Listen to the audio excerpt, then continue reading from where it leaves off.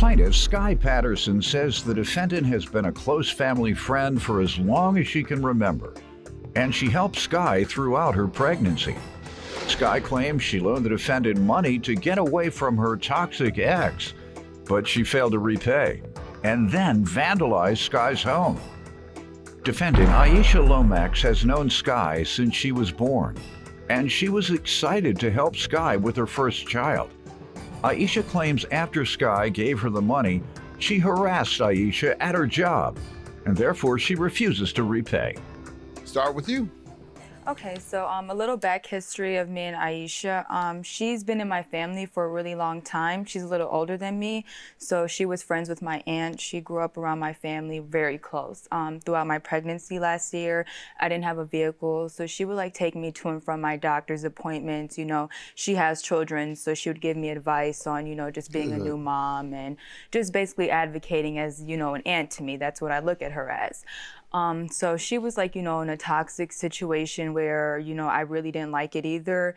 Things had gotten like really violent, the situation between them, and she was living with him. So I loaned her $2,500. Okay, we'll get to the specifics.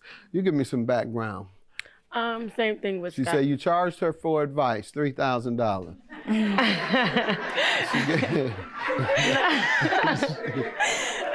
You gave her good advice about the children, gave her a couple of rides to the doctor, and you said that'll be $3,000. Go ahead. Well, you know, Sky is right. I mean, I've been in a family way before Sky was even born. So, you know, things got toxic between me and her, and, you know. How between you and her? Well, basically. Prior to the money issue? Basically. How? Before the money issue? Oh, no, said. before the money issue, everything was always fine. Okay, you never had a problem. Yes, yeah, okay. we never had a fallout. You want to talk about any other things that she said? You helped her as a young I have lady? 2 children, yes. And, you know, she's a first-time mom, or not, and I was giving her guidance and things like that with the baby when she first had the baby and stuff. So you charged her for advice, $3,000.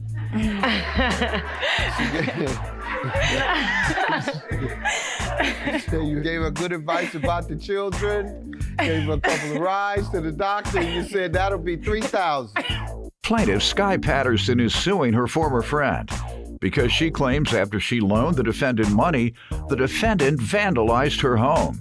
Tell me why you're suing her. So I'm suing her because around January when things escalated, I had actually loaned her $2,500 so that she could get an apartment to get away from him because he was just like, you know, really psychotic. Like, you know, I didn't think that her and her children should have been in that. And as a friend, you know, as almost a niece to her, if I'm in a position to help you out, why not? So I loaned her $2,500. She told me that when she got her income tax refund, she would pay me back the money. I said, okay, that's cool. Months went by. This was in January when I loaned her the money. She told me by April she would have the money. April came, her tax got audited, so quote unquote. So I'm like, okay, you know, it's fine. You have a job, so just take your time paying me back. You know, I'm not in a rush. That's a new one, audit. Go ahead. Over, most people say they don't get it back at all. The government took it for something else I owed to the government. But audit, that's a good one. yeah. Go ahead. Wait, no, not audit. So nobody took the money. It's sitting there. Go ahead. I don't know. Yeah. So months went by. You know, I told her since you're working, you know, you can just pay me little by little. You know what I mean? So from April now to September, she hasn't given me $1. So now early September, I called her. I'm like, you know, hey, what's going on with the money? You know, like, you know, holidays are coming up. I have a kid too. You know, she's like, well, I don't have it, and I don't know what to tell you. But like, something's not making sense here. How could you loan a woman? I don't loan thousands of dollars. And I do all right. That's true. The most I will loan, and I don't loan, nobody's paying me back. So when they come to me for a loan, I need to borrow $2,000. Here, take $1,000. You don't have to pay me back, just as a gift. Now go somewhere else and get the rest. So that's about as much I'll do. I'm trying to think who I would give more than a couple thousand to. Not my brothers, not my niece. Yeah, I would her. Yeah, my 3 nieces. Those Granddaughter. Huh? Granddaughter. Oh my God. You give her 100 grand. She got it all.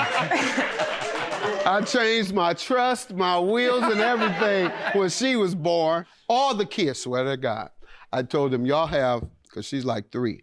I said, you all have 4 more years, the kids, the older kids, to come to me directly. After that, everybody has to go through her. Anything you want out of me? Granddad said, anything you want out of him, you had to come to me and ask. So she's running things. All right, and what do you say to the loan that she's alleging you failed to repay? Well, I was eventually gonna pay her the money back, and I don't feel that I should pay her the money back, to be honest, because we got into it real bad. You know, she was very disrespectful, how she called my phone. She came up to my job. About what? But I mean, you don't come up to somebody's job with 2 other females. That's one thing. And it's like, you know, we're supposed to be family at the end of the day, and I feel like money shouldn't be the root of us really getting into it. How many times did she ask and you failed to respond? Multiple. Did you ever fail to respond?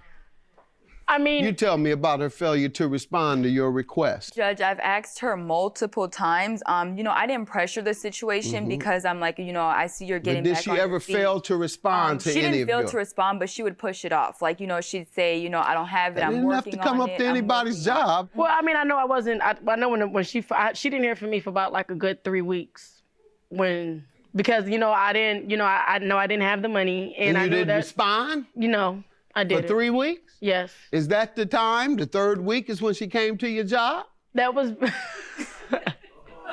Yes, yes, After not hearing from you for 3 weeks? Because I began. You didn't get fired, did you?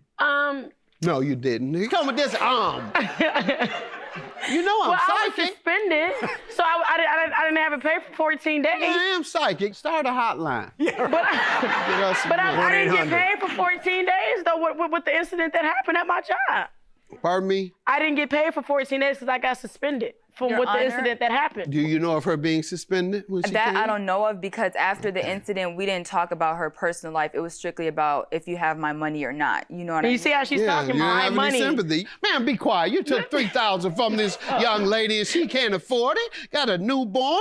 But that's And not how you Your talk Honor, when you want money. somebody's money though. When I went to her job, I had no intentions of going there to physically get in an altercation with her. You know, I just figured maybe if she Did sees you all me get in an face-to-face- altercation? We didn't get into a physical altercation. Maybe verbal, yes, but no one hit each other. It was nothing like that. Well, 'Cause you're lucky she's not countersuing you because she would win. You can't go to a person's job. That is the height of harassment. in January when I loaned her the money, she told me by April she would have the money. April came, her tax got audited. Yeah, that's a new one, audit. Go ahead. Most people say they don't get it back at all. The government took it for something else I owed to the That's what government. But audit, that's a good one. Yeah. Go ahead. Plaintiff Sky Patterson is suing her former friend because she claims after she loaned the defendant money, the defendant vandalized her home. What are the damages? That's what I'm missing. Okay, so when I called her back in September, this was after like I went to her job and everything, and I tried to like call her again on the phone to figure out, you know, what's going on with the money situation. That's when she told me, you came to my job, so I'm not giving you nothing at all. I left, I went to my mom's house. She texted me, she's like, I left some things at your house, I'm gonna go get it. I said, I don't think you have anything at my house, and you can't get anything without me being there. Nonetheless, I get home, there's a hole in my closet door, my back door is broken, and my like my living room window was like wide open, because I live like on a How do garden you assume level. she did it? When I called her now, I'm like, Aisha, did you just break into my house? She's like, I told you I left my stuff there. I said, okay, you know, it's fine. I'm gonna take this up with the police. Nothing was stolen What out do you of say my... to that, ma'am? That's true. All right, $3,100 is your judgment. She admits that she owes for the loan and for the property damage. There is no real defense if you did that and you say you did. So that's your judgment. But just caution to you loaning thousands of dollars and everybody else. In my opinion, unless you're making $100,000, don't loan anybody anything over $500. I was just sympathetic at the time, Your Honor, don't because be she anymore. had You children. saw how Yeah. much she has for you and your Oh, I newborn. learned my lesson. All Trust right, me. good luck to you. Have a good day.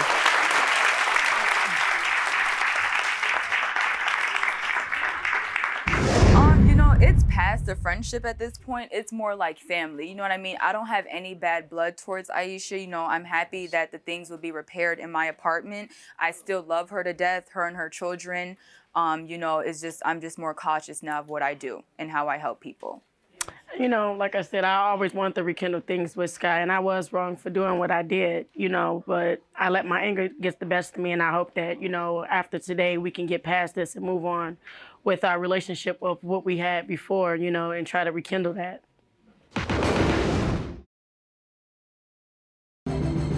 Plaintiff Philip Capshaw says he's part of a ministry outreach program that focuses on high crime areas, and that's how he met the defendant.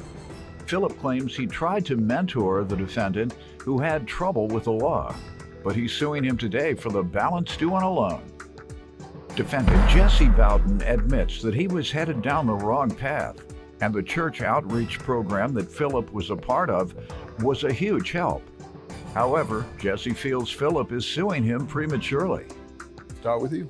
I met Jesse in late 2015, early 2016.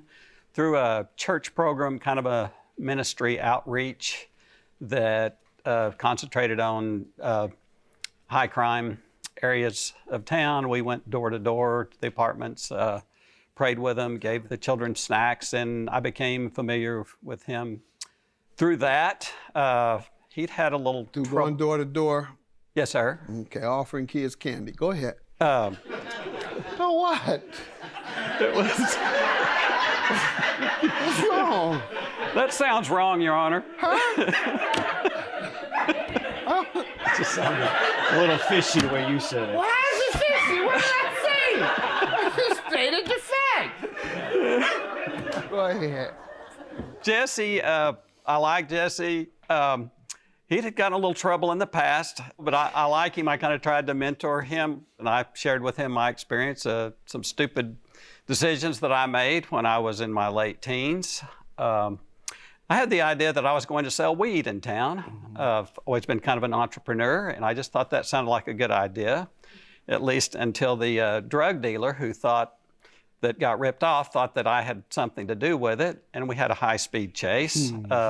Started by the police department, ended a few blocks away, and the guy ended up pointing a gun at my head. So that was kind of the end of my drug dealing days. That's the end of your career. However, Your Honor, I still didn't learn. About a year later, I didn't sell weed anymore, but I decided, well, I think I'll smoke some again. So I got stopped on the way home, and I got out of going to jail on that one miraculously somehow. How old were you? I was 19. Were you driving under the influence of smoking weed? Maybe, okay, probably. That's what everybody needs to know. But I had an ounce of marijuana. I like to weigh in on an ounce. Back in the 70s, that was a big thing, Your Honor. It sure was. And I got off with no record. A pound was $1,200. So back in the 70s, an ounce was $10 back then. A lid was $10. If you bought 5 pounds, it was only $100. That's per not pound. true. Move on. No, it was. Hey, get on out of here. In the 70s, Your Honor. 5 pounds of weed In the 70s. $100. Go ahead. Yes, in Oklahoma. And I don't know what the rate in Chicago or Detroit was.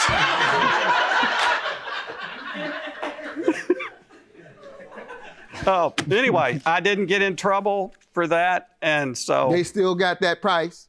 No, sir. No, sir. Because it's legal now, so I might buy me some of that. Go ahead. But it's prescription now, so it's very expensive. Depending on what state you live in, it's recreational here. Yes. All right. I started out, my back used to hurt. Yeah. Now I don't need nothing. I just smoke me some weed when I want. Go ahead. Well, I smoked for enough. recreation. He used to come in here with holding his back, limping. That's how far he took it. Fake cast. Right, cast on and everything. Now you see he coming in. I can smell weed on you. So what? So what? Right. Nothing I can do. Defendant Jesse Bowden says the plaintiff helped him turn his life around when he was heading down the wrong path. But the plaintiff is suing him today for the balance due on a loan. But I applaud you for redeeming yourself with the type of work you're doing. I'm having fun with you on the other stuff. I'd realize that, I Your applaud Honor. you for doing that. More people need to do that. More people need to do that. You give me some background, young man. I met Philip, like he said, late 2014, 2015, through this church outreach program. Philip, yeah, he felt like God should help me out, and the way I was going, the way my past was, you know, I got adopted and, you know, was still living the basically rock star lifestyle, just drugs, alcohol, really, not really on the drugs, just mostly alcohol and smoking weed. And, you know, met Philip, Mr. Capshaw, and through this church outreach program, living in the apartments, you know, trying to come up. And, you know, Was it beneficial to you? it was. Good. It was very beneficial Good. to me, you know, Good. and you know, And he's more ministry should do just that. 'Cause we got a big problem with saving troubled young people. And we have a perfect example of a man who reached out to troubled youth because he was once one. He reached out through his ministry using the power of spirituality. Young man says it's worked. So I hope you viewers will influence your pastors to start such a ministry. So how has it gone since then? What are you doing with yourself? Let's great. hear about that. Right now, I'm currently at a golf and country club, private golf and country club, and I do a little, I wash dishes, but I do a little sous chefing at that. All Salmon, right. tilapia. Well, I mean, did you advance your skills beyond high school? I have. Got into cooking ever since then. Okay. And just kind of just cooking, washing dishes. And All right, let me give you an idea. And that is start perhaps at home or with friends and family, start trying to do a little catering. And country club guys, most of them are rich or upper income. Yes, sir. So you're around rich guys, upper income, and you're serving them all the time. All the Be time. extra friendly, make them like you. And at some point, they might reach out to you. What are you doing with yourself? Well, I got a little catering company on the side. Oh, you do? Yeah. All right, I'm gonna give you a shot. I'm gonna have a dinner party at my house. Why don't you come by and provide the catering for us? Got me? Yes, sir. All right, I like to help young folks when they come before me, not just chastise them about their past. All right, good luck to you in the future, but you're on the right track. Tell me about the loan. A loan, Jesse, $1,750 in June of 2016 to get a car. He signed a promissory note. He has paid it through paying and working $983, still owes a balance of $767. Okay. He was supposed to pay $140 every pay period, which was every 2 weeks, I believe. That's a lot. It is.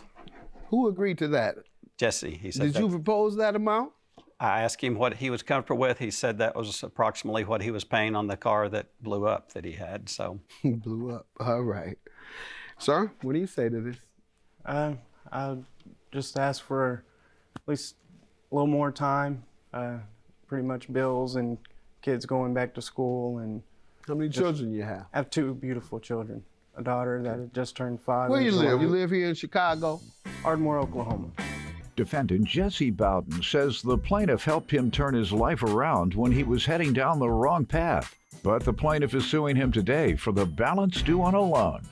Well, let me just compliment you once again. You got children, you have a job, you've overcome a troubled past, you're being honest today. You're not sitting up here trying to lie your way out of a debt that you owe for a man who has done so much for you by your own admission. So once again, hats off, hats off, hats off.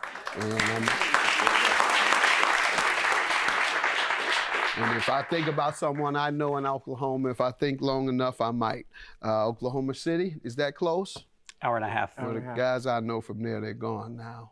Russell Westbrook and Kevin Durant knew them, but they're gone. Yes. Y'all ran them out of town. You had James Harden, you had Russell Westbrook, and you had Kevin Durant. You had 3 basketball players. All 3 of them have been MVP of the NBA, and they had nerve to trade them? Yes, Your Honor, but Jesse and I told them not to do it, but they wouldn't listen to us. What are you going to do? Judgment for the plaintiff. Have a good day. We're still friends. We're still friends. Sorry about the clammy hands, but It's all right. It's all right. hope this doesn't ruin a good Oh, relationship. you know it and- won't. You know it won't.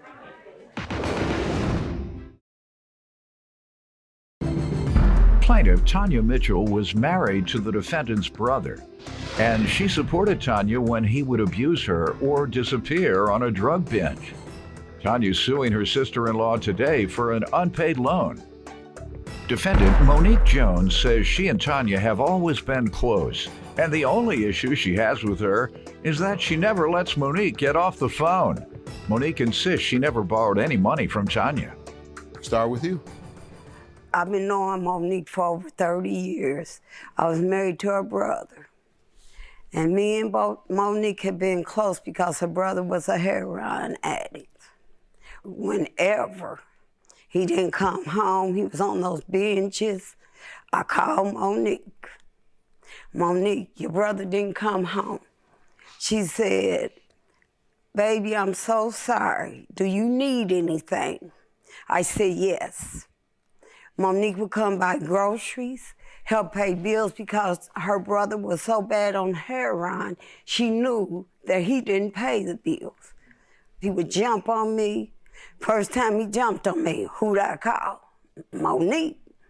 So one day Monique walked in my house after he jumped on me.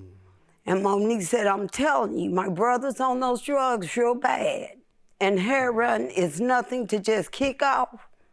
She said, he's abusing you. And you stand with my brother on heroin, you abusing your children. So you need to get away from him and move away. Were you strong enough to take her advice and leave? I did leave. Good. Kind of her was my strength and my rock. And that was her brother, and I didn't feel that she'd tell me anything wrong. Yes, I took her advice. Good. And what is he? He's deceased. Okay. He deceased last year, September 30th of 2018. All right. We'll get to the loan. A lot of people don't appreciate folks enough to say the things you said, particularly when you're suing them. Because So that says a lot for you. I'm saying that says a lot for you because when people sue, they're usually mad with the other person. And you showing your gratefulness and appreciation for her says a lot for you, says a lot about you. Go ahead, ma'am. Let me hear from you. Tanya was my sister-in-law, and yes, we had a great relationship.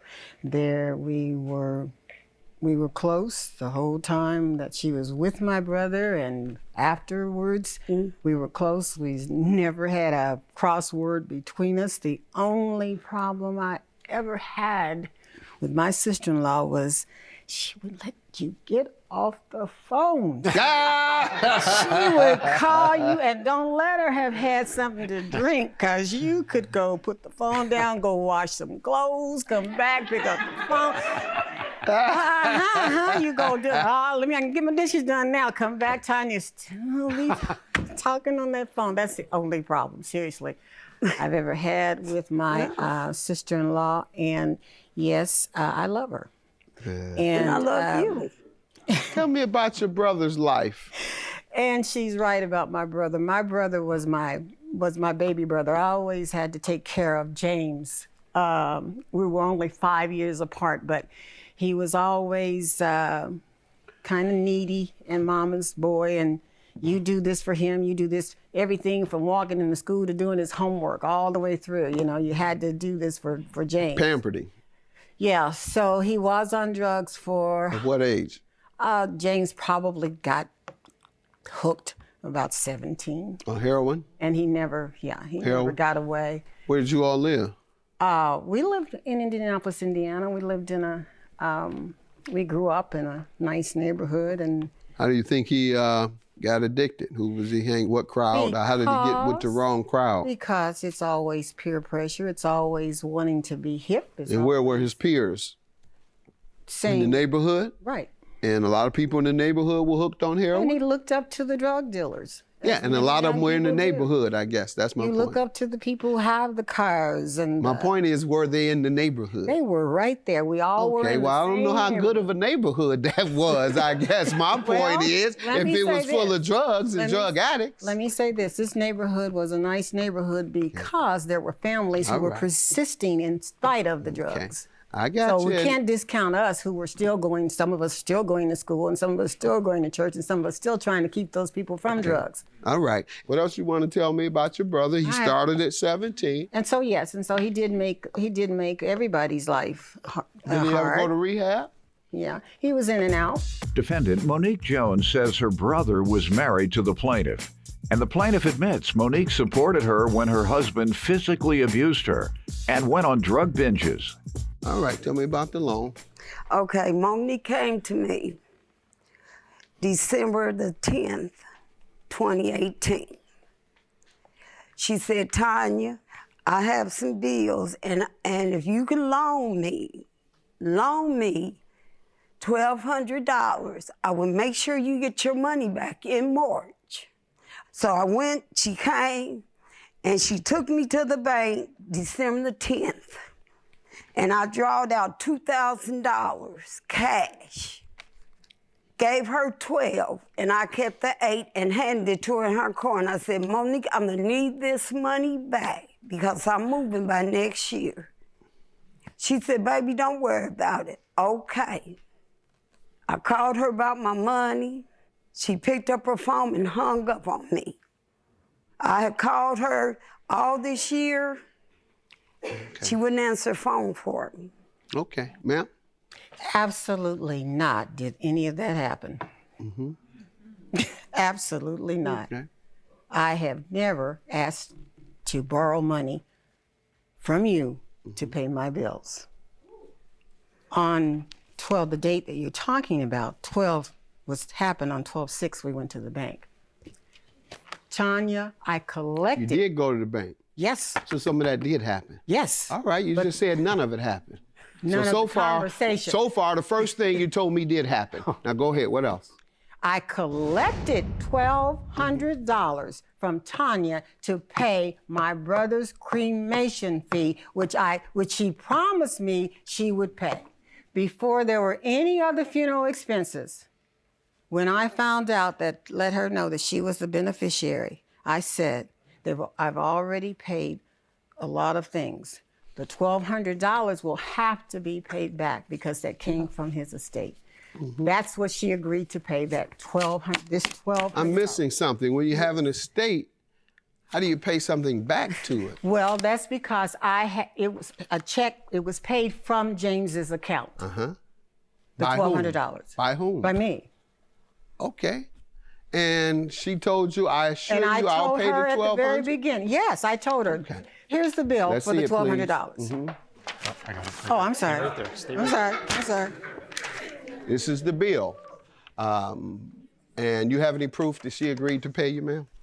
I only have her word. Okay. And she has proof that she gave you the money. And she says it was a loan. She sounds very concise in her description of what occurred. You sound very inconsistent and inconcise. All right. Judgment for the plaintiff. I believe you. Don't believe her. Have a good day. Thank you. No, she's lying now. She's absolutely lying. She's absolutely That's why lying. I would never take anything anything from her whatsoever. I never went to her and said, please give me some money to pay my bills. I have not needed her to pay my bills.